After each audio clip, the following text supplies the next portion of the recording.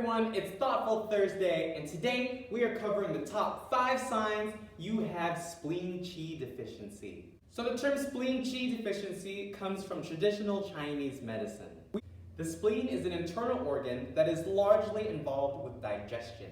We will be talking about the Eastern methods of diagnosis. This doesn't mean that there's anything wrong with your spleen. What we're talking about is an imbalance in the energy of the spleen. So you know the concept yin and yang?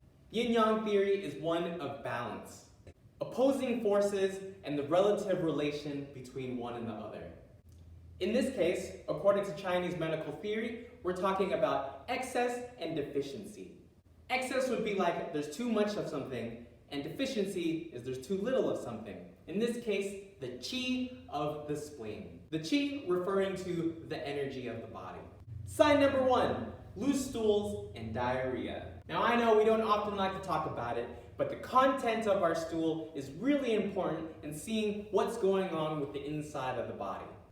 So if we take away the stigma and are more free to talk about our bodies, we can have a keen insight into our health and well-being.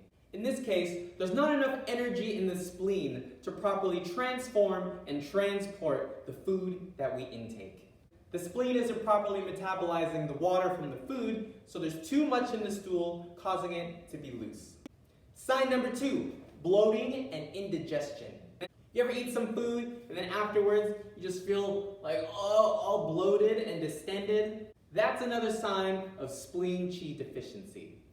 A simple trick that I discovered when feeling bloated was to press on an acupuncture point called Ren 12. The red channel is a channel that runs along the midline of the body. I like to slide my finger down till I find an indentation that's about halfway between the belly button and where the ribs meet. I found when I activate this point, it stimulates my digestive system and the bloating goes away. Sign number 3, low appetite and fatigue. So if you're feeling tired, you're feeling like you know you should eat, but you're looking at the food, or you're thinking about food and I'm not hungry. You're feeling tired and sluggish. You know you should eat something, but you just can't get the energy together to even bother with trying to eat some food, even if it's in front of you. That's because there isn't enough energy in the spleen to get things going, to make your digestive system to run properly, make you want to eat some food. Sign number 4 of spleen qi deficiency, a sensation of heaviness in the body. You ever get that feeling where everything just feels so heavy? Like, you know, you're not really that sore, but you just can't get your body to move, and it's like, everything just kind of feels achy. That's a sign of something in Chinese medicine we call dampness. Dampness is essentially an accumulation of unusable water in the body. And if dampness is allowed to progress, it'll eventually turn into phlegm, which is like an extreme case of unusable water.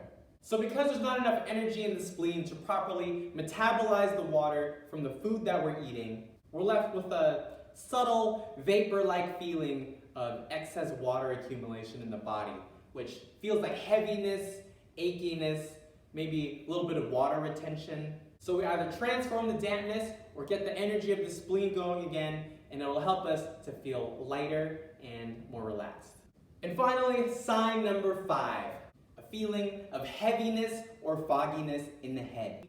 You ever get that feeling like your head is just muzzy and it's like, my head is just all foggy, I can't even think. Or like, my head feels so heavy, like, That's a sign that the spleen doesn't have enough juice to take the clear energy out of the food that we ate and bring it up to the head. It's also a sign that there may be too much of that substance called dampness that we talked about in the head, causing that heavy sensation.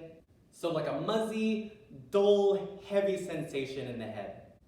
So these are 5 very common signs and symptoms that you may have experienced, but fear not, there is something you can do about it. Acupuncture and herbal medicine is great for spleen qi deficiency and the patterns that occur due to the deficiency of the energy. So through acupuncture, we can stimulate points to activate the energy of the spleen and also to help encourage the body to properly transform that dampness so we can feel light and clear-headed. You know, I had my own run of loose stools for a while until I was giving myself acupuncture on a regular basis, and it cleared it right up, and my digestion has been free and easy.